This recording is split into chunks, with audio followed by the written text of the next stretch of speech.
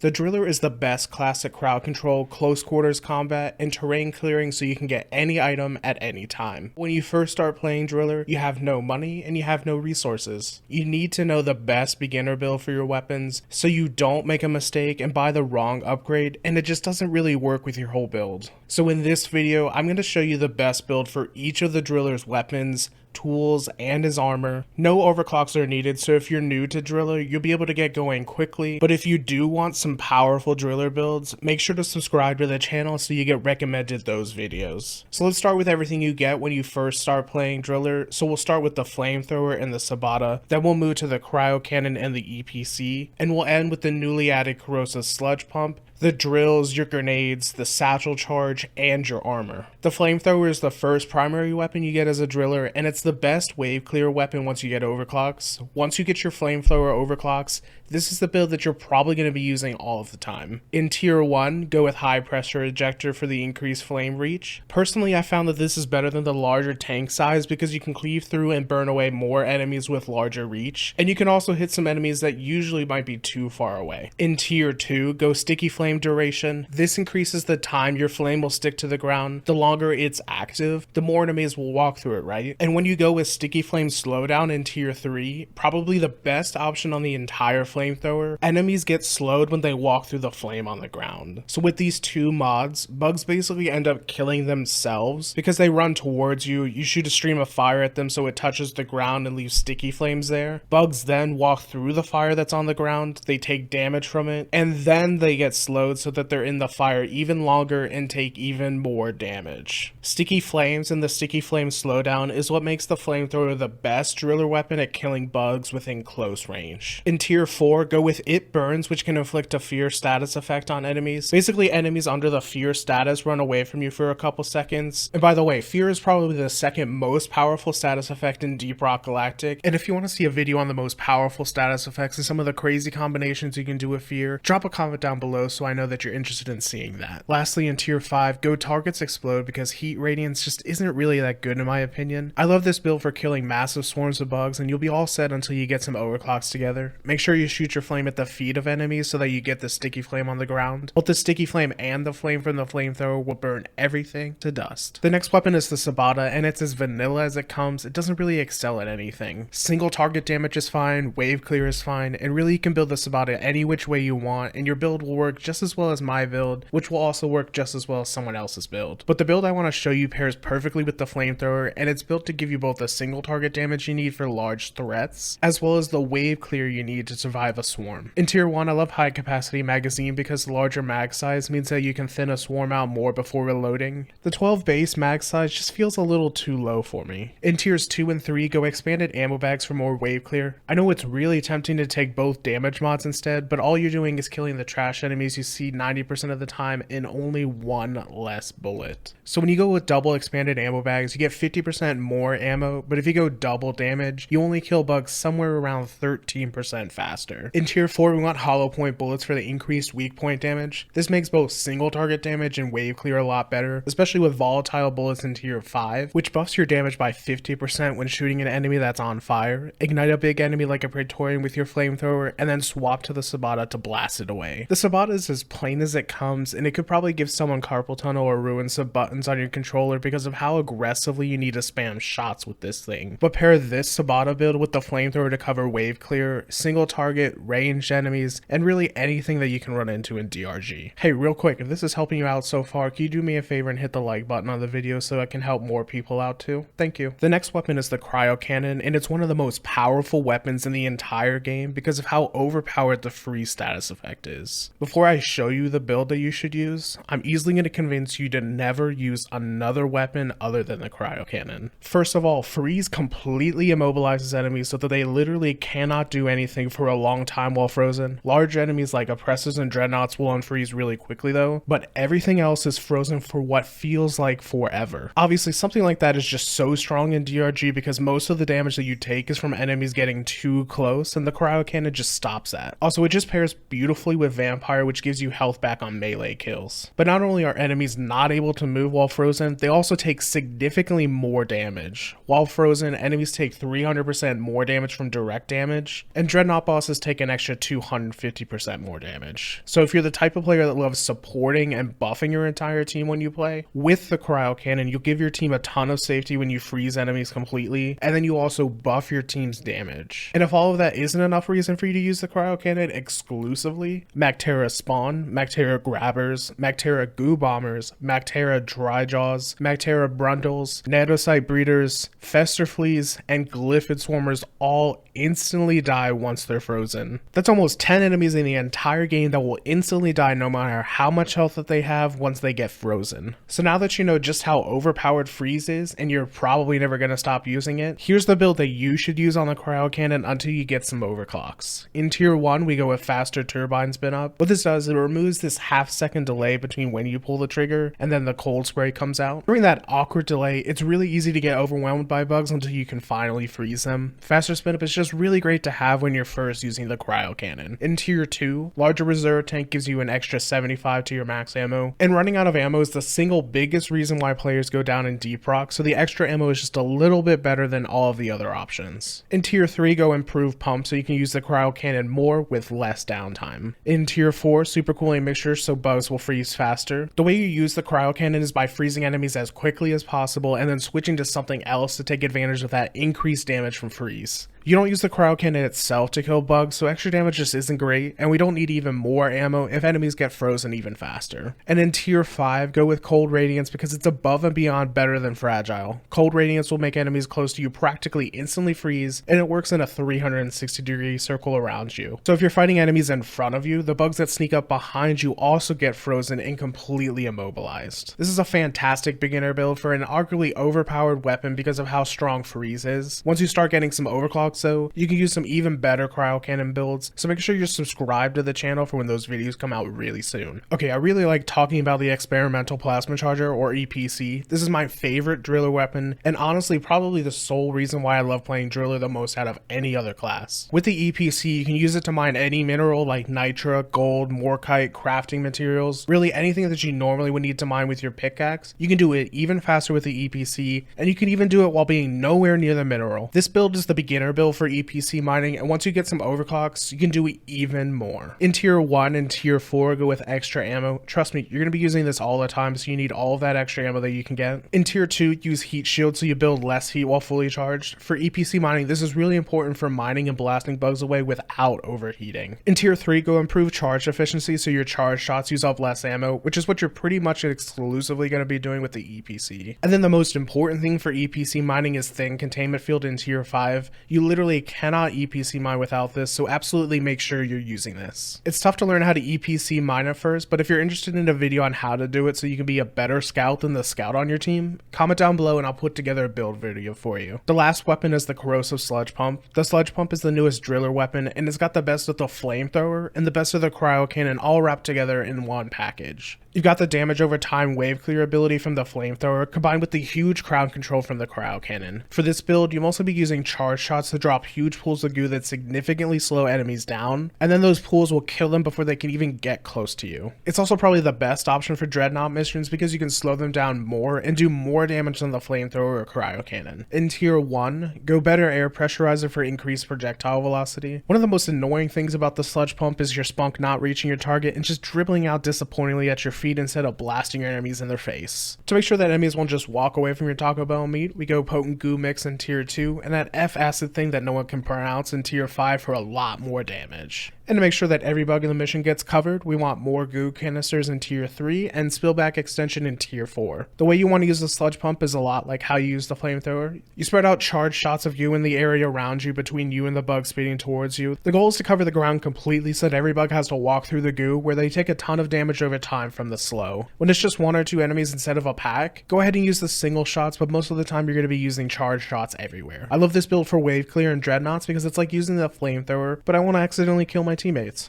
Hey, if you made it this far into the video, thank you so much. You know the best beginner build for every driller weapon, so you can start having the best time at Deep Rock Galactic playing driller. Drop a comment down below letting me know that you made it this far in the video. One of my favorite things is reading the comments and seeing the same people commenting over and over that watch this far into my videos. Thank you. For the driller's drills, I really only use the same exact build that I've been using for forever. There's not a lot of options to choose from anyway, but I like to use hardened drill tips to drill faster, magnetic refrigeration to cool the drills down faster, supercharged motor, and then increased tank pressure so I always have enough fuel to drill. What I really love doing is using my drills offensively with the Cryo cannon and the vampire perk. Just freeze enemies completely, swap to drills, and get a bunch of health back from the melee kills. This build is also great when you need a drill to get to hard to reach mission objectives or get your team back to the drop pod safely. For the Satchel Charge, 99% of the time I use both extra satchels and rock mover. Since taking these double extra satchels gives you a total of 4 satchel charges, every time you resupply, you get 2 back instead of 1 back. That means more chances of blowing up your teammates,